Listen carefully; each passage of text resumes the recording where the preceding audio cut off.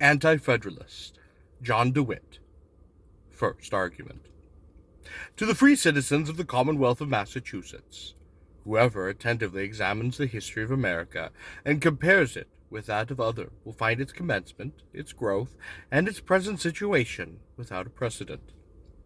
It must ever prove a source of pleasure to the philosopher who ranges the explored ports of this inhabitable globe, and takes a comparative view, as well of the rise and fall of those nations which have been and are gone, as of the growth and present existence of those which are now in being, to close his prospect with this western world. In proportion as he loves his fellow creatures, he must here admire and approve, for while they have severely laid their foundations in the blood and slaughter of 3, 4, and sometimes even 10 successive generations, from their passions of experience every misery to which human nature is subject, and at this day present striking features of usurped power, unequal justice, and despotic tyranny, America stands completely systemized without any of these misfortunes. On the contrary, from the first settlement of the country, the necessity of civil associations, founded upon equality, consent, and proportionate justice, have ever been universally acknowledged. The means of education always attended to, and the fountains of science brought within the reach of poverty. Hitherto we have commenced society, and advanced in all respects, resembling a family, without partial affections, or even a domestic bickering. And if we consider her as an individual instead of an undue proportion of violent passions and bad habits, we must set her down possessed of reason, genius, and virtue. I premise these few observations because there are too many among us of narrow mind, who live in the practice of blasting the reputation of their own country. They hold it as a maxim that virtues cannot grow in their own soil. They will appreciate those of a man they know nothing about, because he is an exotic, while they are sure to depreciate those much more brilliant in their own neighborhoods, because they are really acquainted with and know them. Civil society is a blessing. It is here universally known as such. The education of every child in this country tends to promote it. There is scarcely a citizen in America who does not wish to bring it, consistent with our situation and circumstances, to its highest state of improvement. Nay, I may say even further, that the people in general aim to effect this point in a peaceable, laudable, and rational way. These assertions are proved by stubborn facts, and I need only resort to that moment when, in contest with powerful enemy, they paid such an unprecedented attention to civilization as to select from among themselves their different conventions, and form their several constitutions, which for their beautiful theoretical structure caught the admiration of our enemies, and secured to us the applause of the world. We at this day feel the effects of this disposition, and now live under a government of our own choice, constructed by ourselves upon unequivocal principles, and require but to be well administered to make us as happy under it as generally falls to the lot of humanity. The disturbances in the course of the year past cannot be placed as an objection to the principle I advance. They took their rise in idleness, extravagance, and misinformation, a want of knowledge of our several finances, a universal delusion at the close of the war, and in consequence thereof a pressure of embarrassments, which checked, and in many cases destroyed that disposition of forbearance which ought to be exercised towards each other. These were added to their accursed practice of letting money at assery, and some few real difficulties and grievances, which our late situation unavoidably brought upon us. The issue of them, however, rather proves the position, for, a very few irreclamables excepted, we find even an anxiety to hearken to reason pervading all classes, industry and frugality increasing, and the advantages arising from good wholesome laws confessed by everyone. Let who will gainsay it. I am confident we are in much better situation in all respects than we were at this period the last year, and as fast as can be expected, consistent with the passions and habits of free people, of men who will think for themselves, coalescing, as a correspondent observes in later paper, under a firm, wise, and efficient government. The powers vested in Congress have hitherto been found inadequate, Who are those that have been against investing them? The people of this commonwealth have very generally supposed it expedient, and the farmer equally with the merchant have taken steps to effect it. A convention from the different states of that sole purpose hath been appointed for the most respectable of citizens, respectable indeed, I may say, for their equity, for their literature, and for their love of their country. Their proceedings are now before us for our approbation. The eagerness with which we have been received by certain classes of our fellow citizens naturally forces upon us this question: are we to adopt this government without an examination? Some there are who, literally speaking, are for pressing it upon us at all events. The name of the man who but lisps a sentiment in objection to it is to be handed to the printer, by the printer to the public, and by the public he is then laid to execution. They are themselves stabbing its reputation. For my part, I am a stranger to the necessity of all this haste.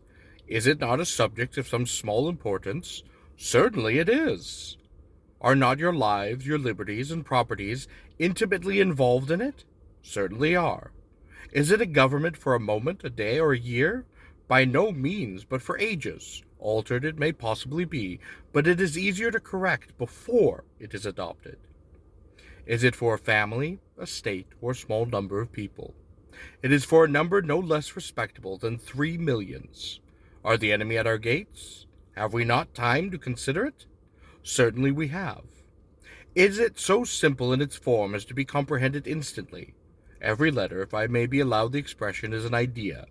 Does it consist of but few additions to our present confederation, and those which have been from time to time described among us, and known to be necessary? For otherwise it is a complete system of government, and armed with every power that a people in any circumstance ought to bestow. It is a path newly struck out, and a new set of ideas are introduced that have neither occurred or been digested. A government for national purposes, preserving our constitution entire, hath been the only plan hitherto agitated. I do not pretend to say, but it is in theory the most unexceptionable, and in practice will be the most conducive to our happiness of any possible to be adopted. But it ought to undergo a candid and strict examination. It is the duty of every one in the Commonwealth to communicate his sentiments to his neighbor, divested of passion, and equally so of prejudices. If they are honest, and he is a real friend to his country, he will do it, and embrace every opportunity to do it. If thoroughly looked into before it is adopted, the people will be more apt to approve of it in practice, and every man is a traitor to himself and his posterity, who shall ratify it with his signature, without first endeavoring to even understand it. We are but yet in infancy, and we have been better proceeded slow than too fast. It is much easier to dispense powers than to recall them. The present generation will not be drawn into any system. They are too enlightened. They have not forfeited their right to a share in government, and they ought to enjoy it. Some are heard to say, when we consider the men who made it, we ought to take it for sterling, and without hesitation, that they are the collected wisdom of the states, and had no object but the general good. While I do not doubt all this, but facts ought not to be winked out of sight. They are a delegation from different states, and nearly equally represented, though vastly disproportionate both in wealth and number. They had local prejudices in combat, and in many instances totally opposite instincts to consult. Their situations, their habits, their extent, and their particular interests varied, all each from the other. The gentlemen themselves acknowledge that they have been less rigid upon some points, in consequence of these difficulties, than they otherwise should have been. Others again tell you that the convention is or will be dissolved, that we must take their proceedings in whole, or reject them. But this surely cannot be reason for their speedy adoption. It rather works the other way. If evils are acknowledged in the composition, we ought at least to see whose shoulders are to bear the most, to compare ours with those of the other states, and take care that we are not saddled with more than our proper proportion. That the citizens of Philadelphia are running mad after it can be no argument for us to do the like. Their situation is almost contrasted with ours. They suppose themselves a central state. They expect the perpetual residence of Congress, which of itself alone will ensure their aggrandizement. We, on the contrary, are sure to be near one of the extremes. Neither the loaves or fishes will be so plenty with us, or shall we be so handy to procure them. We are told by some people that upon the adopting of this new government, we are to become everything in a moment. Our foreign and domestic debts will be as a feather, our ports will be crowded with the ships of the world, soliciting our commerce and our produce. Our manufacturers will increase and multiply, and in short, if we stand still, our country notwithstanding will be like the blessed Canaan, a land flowing with milk and honey. Let us not deceive ourselves. The only excellency of any government is in exact proportion to the administration of it. Idleness and luxury will be as much a bane as ever. Our passions will be equally at war with us then as now. And if we have men among us trying with all their ability to undermine our present constitution, these very persons will direct their force to sap the vitals of the newest one. Upon the whole, my fellow countrymen, I am as much a federal man as any person. In a federal union lies our political salvation, to preserve our union, and make it respectable to foreign optics. The national government ought to be armed with all necessary powers, but the subject I conceive of infinite delicacy, and requires both ability and reflection in discussing points of such moment. America has nothing to do with passions or hard words. Every citizen has an undoubted right to examine for himself. Neither ought he be too ill-treated and abused, because he does not think at the same moment exactly as we do.